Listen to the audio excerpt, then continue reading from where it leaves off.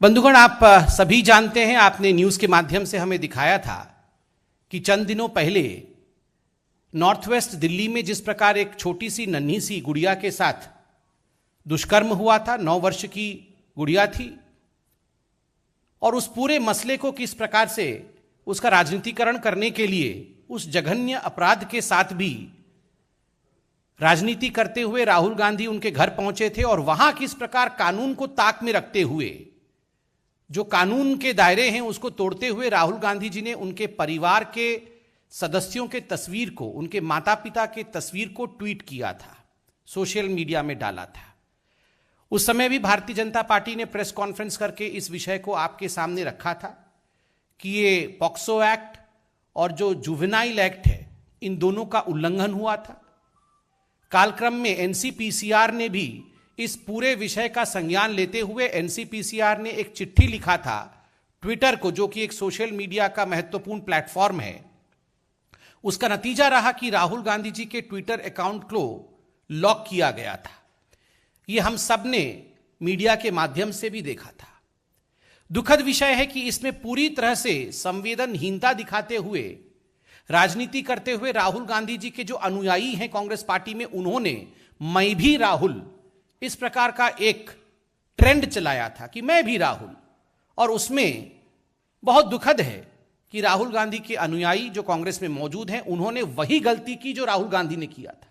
माता पिता के उसी तस्वीर को बिना ब्लर किए हुए, उनके आइडेंटिटी को रिवील करते हुए गैर कानूनी और गैर जिम्मेदाराना तरीके से उसे ट्वीट किया था। जब ये एक तरह से ट्विटर वॉर इत्यादि चलता रहा, तो बीच में खबर आई कि राहुल गांधी जी ने ट्विटर को एक चिट्ठी लिखा है।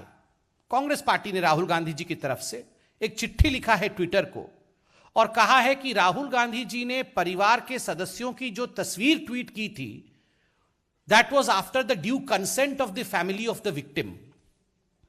जो नन्ही सी बच्ची थी, उनके परिवार से हामी अर्थात कंसेंट लेने के बाद राहुल गांधी जी ने वो तस्वीरें ट्वीट की थी। जब ये कंसेंट लेटर, तथा कथित कंसेंट लेटर, कांग्रेस पार्टी द्वारा ट्विटर को भेजा गया, तो ट्विटर ने राहुल गांधी जी के अकाउंट को अनलॉक किया। ये हमने मीडिया के माध्यम से देखा।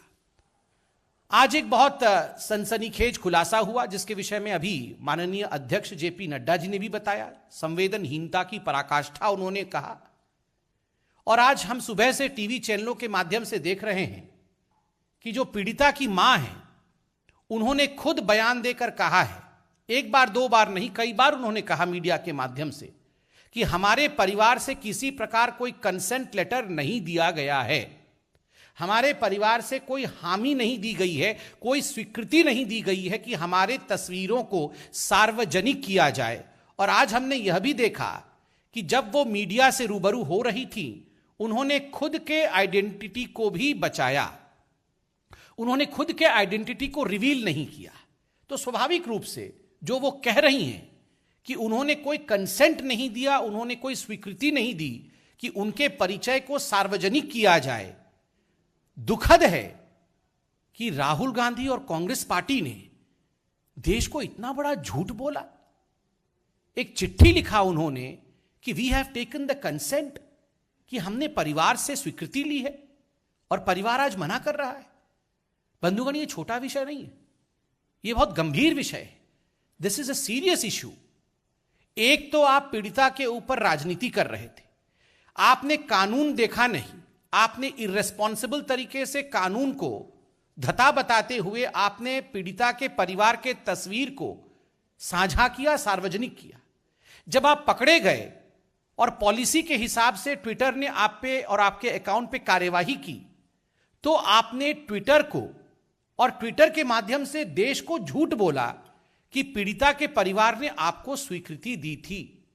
This is extremely unbecoming of any responsible political leader.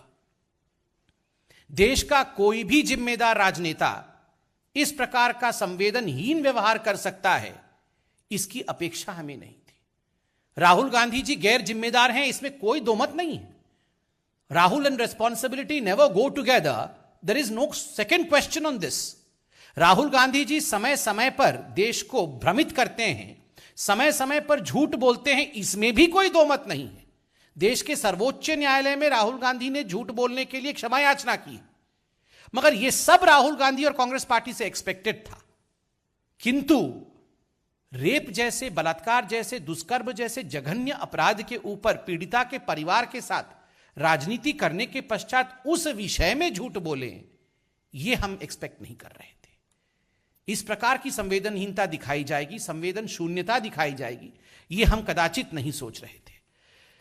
Twitter के ऊपर हम तो कमेंट नहीं कर सकते, मगर इतना अवश्य कहेंगे कि ये जो पूरा विषय आज उजागर हुआ है, आज जो पीड़िता की माता ने खुलासा किया है कि कंसेंट लेटर है नहीं, उन्होंने दिया नहीं है, हम आशा करते हैं कि ट्विटर इसका संज्ञान लेगा और राहुल गांधी जी के अकाउंट को पुनः लॉक करेगा, क्योंकि यह धोखा है।